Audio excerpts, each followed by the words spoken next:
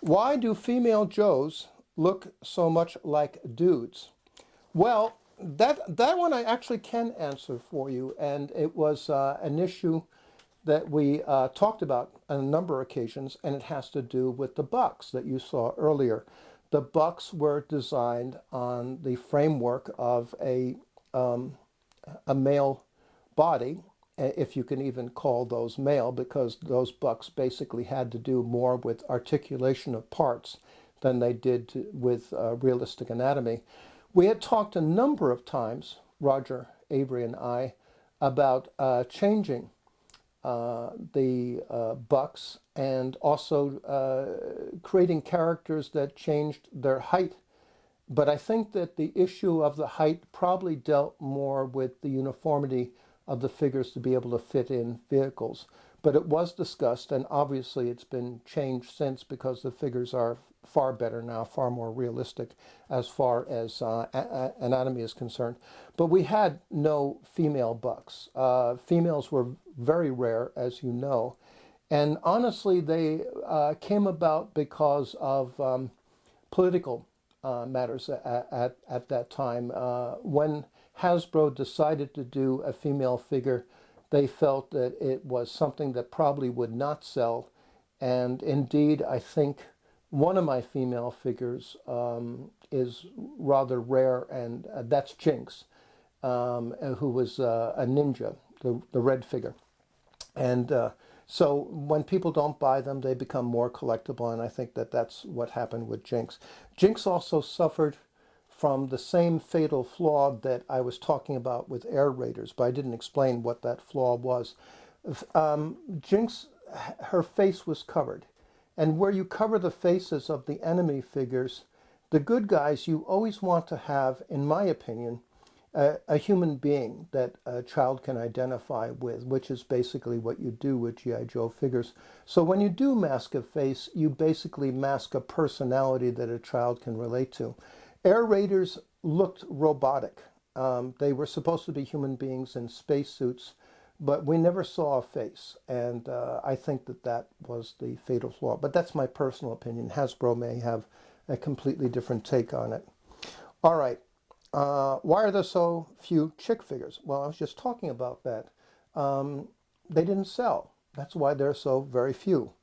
And they were done because we're still in the age of political activism, and feminism was pretty strong, and it wasn't unreasonable to do them. Why? No, not why. We just answered that. Did you get to keep any of the original G.I. Joe sculpts? No. So don't bug me about that. Once they were mailed off, I never saw the masters again.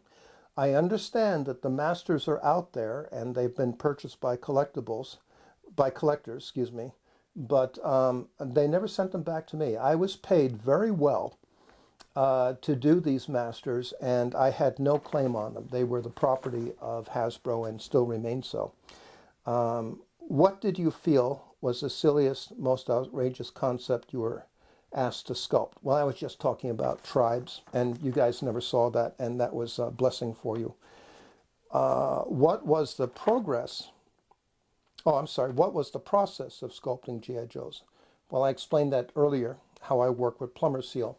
Toward the end of working on G.I. Joes, they became more insistent about working with waxes, and that made the degree of difficulty much greater because it really doubled the work and it doubled the expense of creating a G.I. Joe, because after a piece was sculpted, molds had to be made, and then waxes had to be cast, and it just got to be a little bit too much for me. Let's see. What materials were used? Well, we talked about that. Did some figures start off with different blanks than others, or did they all start off the same? We talked about that earlier. There was at least one G.I. Joe that had extended lower leg. I can't remember the name of the character, and I don't even know if it got produced, but there was an effort to at least play with that idea of making them slightly different. What materials were used? Well, that's the plumber seal I just spoke about. Did some figures start off with different blanks than others? Oh, I'm sorry, I'm going over the same questions. I'm very old now. This will happen to you too one day. How does it feel to see many of your characters you originally sculpted being reproduced as modern era toys? Frankly, I don't know what's going on. I don't do much work for toy companies anymore, so I don't find myself hanging around in the toy aisles to see what's going on. After Gary Head had gotten in touch with me, I did have curiosity go over to look at the G.I. Joe figures and thought they were very crisp and very nicely done, but also recognized that they were, a great deal of it was done by computer is my guess. And like many jobs, our sculpting nowadays has been outsourced to China, so we don't see very much work from toy companies anymore. What do I think of the modern era toys? Well, I just answered that. They look pretty good to me. Did you think G.I. Joe would have the lasting popularity that it maintains to this day? No. I guess when I started with G.I. Joes, they had already been around. I think that the G.I. Joes came out 1 year after Barbie as Hasbro's answer to children playing with adult dolls. As you may know, Barbie was the first doll to represent an adult figure, and that was Ruth Handler, who was married to one of the two partners at Mattel. They went on a trip to Germany, and they came across an adult doll, I think it was called Lily, that was actually gifted from young adults to one another. Boyfriends would give this doll to a girlfriend, and it was a token of love. Well, Ruth could see the potential of something like this, and that's how Barbie came about. And then when Mattel recognized that this was possible, they said, well, if we do a male figure, what will a kid want? Well, of course, a kid will want a soldier. So this was so well established. G.I. Joe was well established a couple of decades before I got there. And yeah, I'm delighted that it's still around.